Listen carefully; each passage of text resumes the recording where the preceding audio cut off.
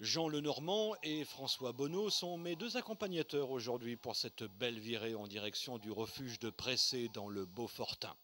Au sein du club alpin français de Chambéry, Jean est le responsable du refuge de Pressé. François, lui, est vice-président du CAF de Chambéry. Il existe 3 itinéraires pour se rendre au refuge de Pressé. Par le Beaufortain, à partir du col de Méraillé ou du Cormet de Roselande, ou par la Tarentaise, le choix de mes accompagnateurs pour 3 heures de marche depuis les hameaux de la Gite et du Florent, en traversant le vallon de l'Ormente, en faisant aussi une petite halte au refuge communal de la Balme à 2010 mètres d'altitude, histoire de souffler un peu et de boire l'excellent café de Bernard Duc, le gardien de ce petit refuge, ancienne bergerie jusqu'en 1950. Voilà, on est parti de là. On est parti là, on était à 1600 mètres d'altitude. Bon, on a remonté tout ce vallon. On est monté ici, on a laissé à notre droite le col de la Neva et nous sommes montés au refuge de la Balme où nous sommes. Et là, quand on va repartir, on va reprendre ce vallon et monter directement au refuge de Pressé qui est là, en direction, avec le petit lac derrière et le col du Grand Fond juste au-dessus. Si les 400 premiers mètres de dénivelé jusqu'au refuge de la Balme sont aisés et paisibles, les 400 suivants sont beaucoup plus raides. Heureusement, les paysages sont splendides, avec notamment la majestueuse Pierre-Aminte, objectif chaque hiver de dizaines de skieurs alpinistes. D'ici, elle est très belle, mais alors, quand on sera au refuge de Pressé, elle est tout à fait magnifique. C'est l'œuvre de Gargantua, comme je vous l'expliquais tout à l'heure. Voilà. Selon la légende. Selon la légende. Alors qu'est-ce qu'il aurait fait Gargantua donc? Gargantua, eh bien, il était dans les Aravis et puis c'est un jour où il était fort en colère. Il a donné un coup de pied dans une pierre qui est venue se ficher dans le massif du Beaufortain. La Pierre-Aminte. La Pierre-Aminte. La journée est splendide, c'est un bon jour pour randonner. Le soleil brille et la végétation nous offre un étonnant spectacle de couleurs et de diversité. Quand on est passé là au mois de février, tout était blanc, tout était gelé, tout disparaissait, et qu'on repasse là maintenant 4 mois plus tard, et puis chaque année, moi, je suis impressionné par la vigueur de cette végétation qui redémarre chaque année, c'est prodigieux. Les derniers 100 mètres sont redoutables, mais le refuge est là, à portée du regard, et ce n'est pas la descente sportive de cette féminine inconnue qui va nous décourager. 3 heures, c'est le temps qu'il nous a fallu pour atteindre le refuge de Pressé, à un rythme, il est vrai, tranquille. Le gardien, Nicolas, nous offre un accueil chaleureux. Voilà, bon, en tout cas merci Nicolas de nous accueillir. Bah, je vous en prie, merci d'être monté. Et en plus, on a choisi une belle journée. C'est un pur Beaufortain, lui. Profitez de ce beau paysage. Ouais, voilà. Les écrins. On est les premiers visiteurs de la journée, Christophe Nicolas.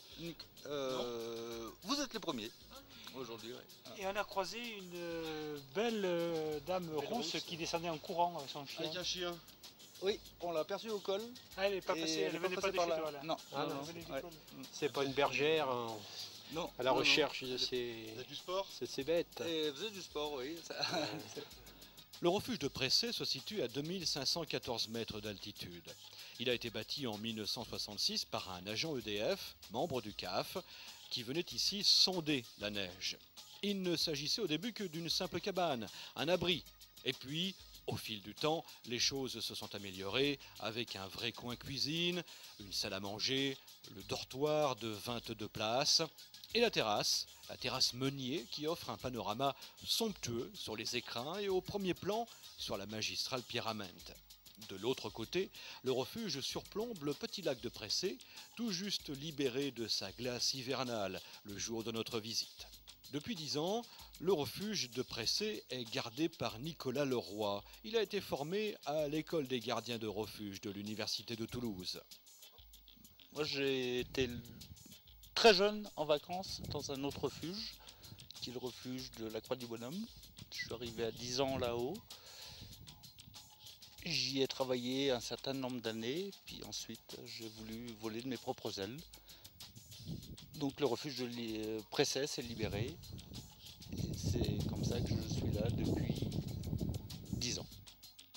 10 ans de dur labeur. En effet, avec 1500 nuitées par an, le refuge de Pressé a, proportionnellement parlant, le meilleur taux de remplissage des refuges du club alpin français. Nicolas n'a donc pas le temps de chômer et l'aide qu'il reçoit en pleine saison de Christophe Claire-Renaud, un ami de longue date, n'est pas superflu. Je pense surtout qu'il faut aimer être là et savoir profiter de tout ce qu'on voit. Savoir profiter aussi des gens qui viennent nous voir et partager ces moments, voilà, qui sont parfois pas très faciles avec les conditions météo, etc. Mais voilà, je pense qu'il faut savoir apprécier le cadre de travail qui est exceptionnel. On a un joli bureau. Un bureau que Nicolas n'échangerait pour rien au monde.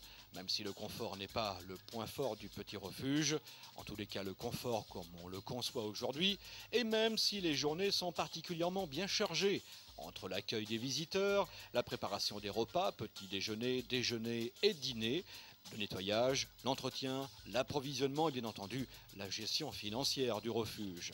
Disons que le gardien a à sa disposition un bâtiment qui appartient au CAF et que le CAF met à sa disposition et que le gardien ensuite exploite dans des conditions bien précises. Et pour l'essentiel, toute la partie restauration, effectivement, c'est de la compétence du gardien et c'est son gagne-pain, disons. Donc effectivement, être gardien, c'est un métier difficile qui fait appel à beaucoup de corps de métier. Il faut être restaurateur, il faut être hôtelier, il faut savoir se débrouiller. Il faut gérer les situations un peu d'urgence, hein, lorsqu'il y a un pépin, lorsqu'il faut appeler les secours, etc., etc. Donc c'est un métier complet, difficile. Hein. Encore une fois, ils sont isolés, ils ont des conditions de logement qui ne sont pas toujours très confortables. Et c'est un métier à tel point que l'Académie de Toulouse a mis au point depuis 2-3 ans une formation et qui délivre un diplôme de gardien. Et aujourd'hui, lorsque le CAF recrute des gardiens, eh ben, il veille à ce que les candidats sont titulaires de ce diplôme-là. La débrouillardise est sans doute l'une des qualités les plus précieuses du gardien de refuge qui doit bien souvent faire appel au système D pour solutionner des problèmes. Lorsqu'il s'agit par exemple de changer le joint de ce bélier hydraulique qui permet l'acheminement de l'eau jusqu'au refuge sans autre énergie que la force même de l'eau. Ici, pas d'électronique. L'invention de Joseph Michel de Montgolfier en 1796 se contente aisément d'un bout de botte en caoutchouc. Depuis quelques années, le club alpin français a entrepris un vaste programme d'amélioration de ses refuges. Les discussions vont bon train dans les réunions entre ceux qui veulent apporter plus de modernisme et plus de technologie et ceux qui souhaitent préserver l'âme des refuges alpins, espaces de tranquillité et de sécurité où l'on peut se reposer d'une ascension, d'une randonnée ou tout simplement se retrouver loin des tracas du quotidien et de la fureur du monde. Je pense que quand on est en montagne, on n'a plus besoin de son portable, sauf pour des questions de sécurité, d'appel de secours. Moi j'ai un portable, mais il est fermé dans mon sac. Voilà, on n'a pas besoin de son ordinateur. Voilà, on est en montagne et on retrouve des conditions de vie rustiques. Et en fait, c'est ce qu'on va chercher quand même. Bon, il y a deux objectifs quand on rénove nos refuges. Il y a satisfaire les attentes de notre clientèle, mais il y a aussi offrir des conditions de travail à nos gardiens plus décentes. En ce qui concerne le refuge de Pressé, ce sont les sanitaires, archaïques et pas vraiment hygiéniques, qui feront l'objet d'une modernisation. C'est en tout cas l'objectif à court terme du club alpin français. À plus long terme, il est aussi question d'agrandir le refuge. Il est vrai que compte tenu de l'importante fréquentation, la vingtaine de places montre très rapidement ses limites.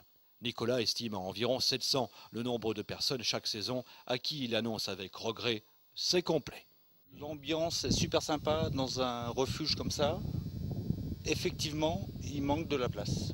Donc on ne peut pas accueillir tout le monde. Et mon point de vue, c'est que c'est dommage. Non, et il faudrait agrandir peut-être un petit peu, mais pas trop. Voilà. S'il y a un refuge de 100 places ici, je pense que je serai plus gardien. Agrandir mais pas trop, améliorer sans en faire trop, moderniser sans exagérer. Voilà la philosophie de Nicolas qui ambitionne le gardiennage à l'année de son refuge. En attendant, le refuge tourne à plein régime et il est fortement conseillé de réserver avant d'envisager d'y passer une nuit. Le travail ne manque pas pour Nicolas qui prend tout de même le temps, chaque jour, de faire le tour de son beau bureau. Ici, on est toujours heureux. Il n'y a pas de questions à se poser. Le cadre est joli. Non, je suis un homme heureux.